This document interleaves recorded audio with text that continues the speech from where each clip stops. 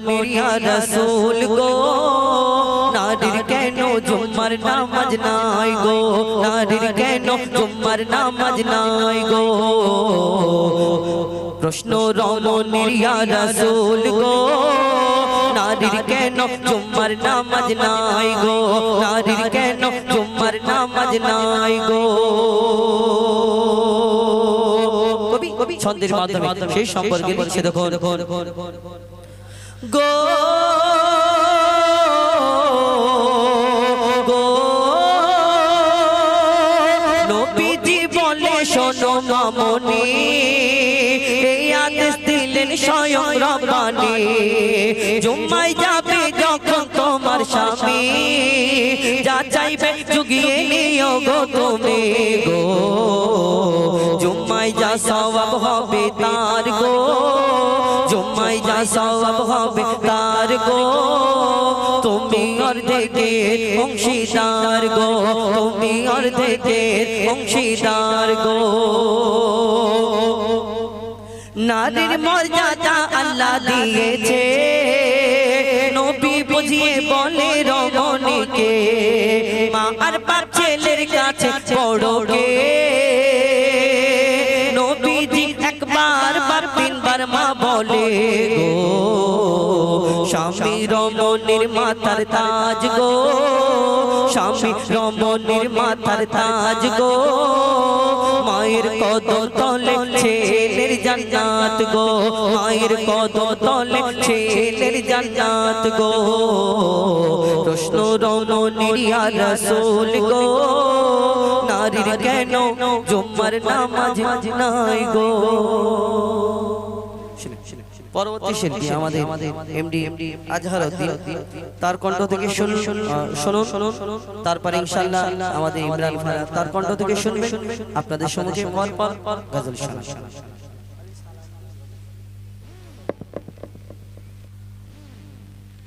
बेमिसाल बेमिसाल बेमिसाल नबी बेमिसाल बेमिसाल बेमिसाल नबी ओगो बेमिसाल नबी मोर তোমার নাই তুলনা ওগো বেমিসাল নবী মোর তোমার নাই তুলনা ওগো বেমিসাল নবী মোর তোমার নাই তুলনা ওগো বেমিসাল নবী মোর তোমার নাই তুলনা ধন্য হলো কাবা ধন্য সারা গে জামানা ধন্য হলো কাবা ধন্য সারা গে জামানা নূরের আভায় জগৎ চমকায় নূরের আভায় জগৎ চমকায় চমকায় সারা কায়না ধন্য হলো কাবা ধন্য সারা গে জামানা ওগো বেমিসাল নবী মোর তোমার নাই তুলনা ওগো বেমিসাল নবী মোর তোমার নাই তুলনা ওগো বেমিসাল নবী মোর তোমার নাই তুলনা ওগো বেমিসাল নবী মোর তোমার নাই তুলনা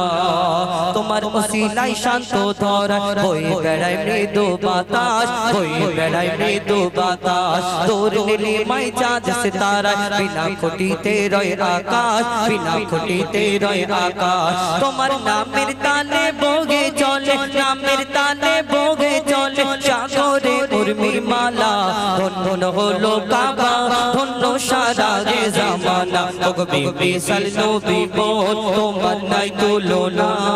ওগো বেমিসাল নবী মোর তোমার নাই তুলনা ওগো বেমিসাল নবী মোর তোমার নাই তুলনা ওগো বেমিসাল নবী মোর তোমার নাই তুলনা ইউসুফ নবীর রূপেতে পড়ে কত নারী কেটেছে হাত কত নারী কেটেছে হাত দেখতো যদি তারা তোমাকে কলিজা কেটে দিত বাদ কলিজা কেটে দিত বাদ লাবণ্যময় চেহারা তোমার লাবণ্যময় চেহারা তোমার করি কি রূপের বর্ণনা ধন্য হলো কাবা ধন্য সারা গে জামানা ওগো বেমিসাল নবী মোর তোমার নাই তুলনা ওগো বেমিসাল নবী মোর তোমার নাই তুলনা ওগো বেমিসাল নবী মোর তোমার নাই তুলনা ওগো বেমিসাল নবী মোর তোমার নাই তুলনা ওগো বেমিসাল নবী মোর তোমার নাই তুলনা ওগো বেমিসাল নবী মোর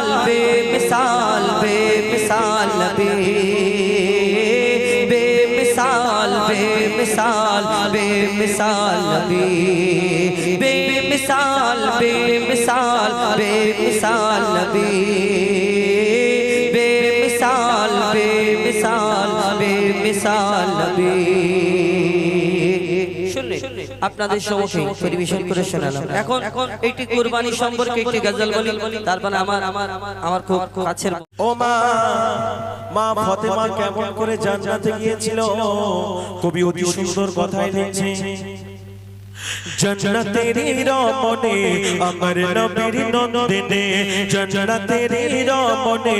अमर नबीर नंदने केमन छिलेन तिनि केमन छिलेन तिनि शुनुन ताहार काहिनी जन्नतेर रमणे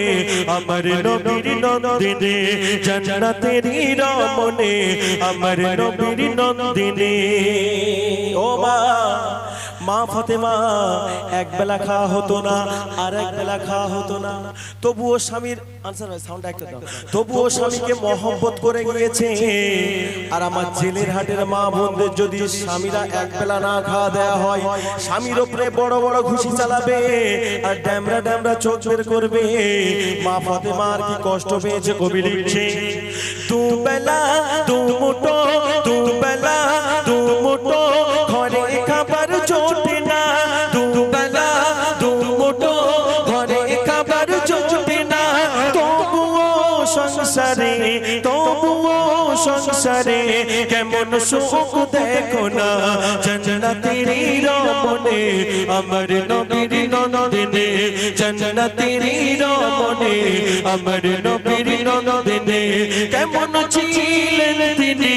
কেমন ছিলেন তিনি শুনুন তাহার কাহিনী জান্নাতের রমণে আমার নবীর নন্দনে। মা ফাতেমা একটা কাপড় নিয়ে জান্নাতে গিয়েছিল। আমাদের মায়েদের বছরে যদি 10টা করে 100টা করে শাড়ি দেওয়া হয় মা ফাতেমার মতন জীবন কাটাতে পারবে না। মা একটা কাপড় ছিল ছিঁড়া ফাটা টালি দেওয়া,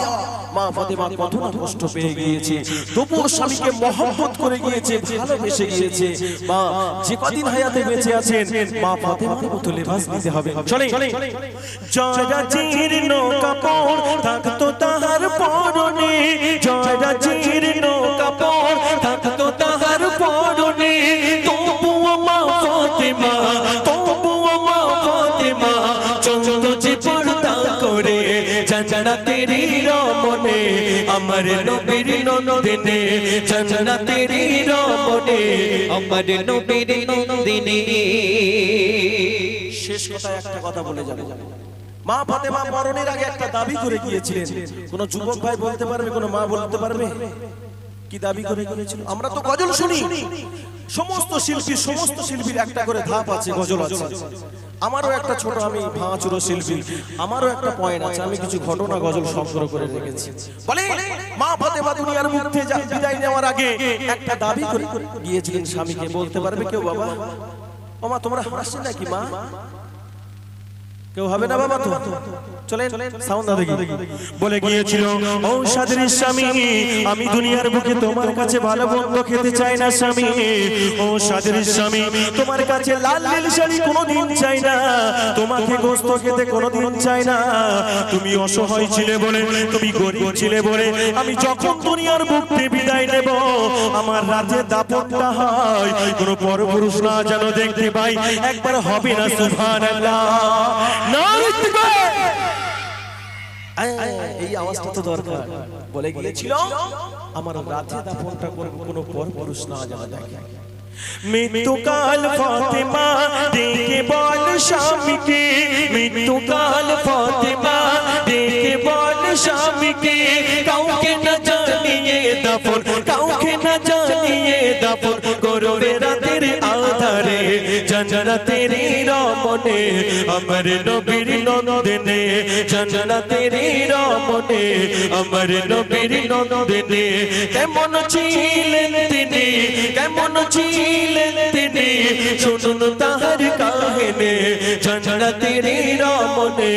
আমার নবীর নন্দনে জান্নাতের জান্নাতের জান্নাতের রমণে আমার নবীর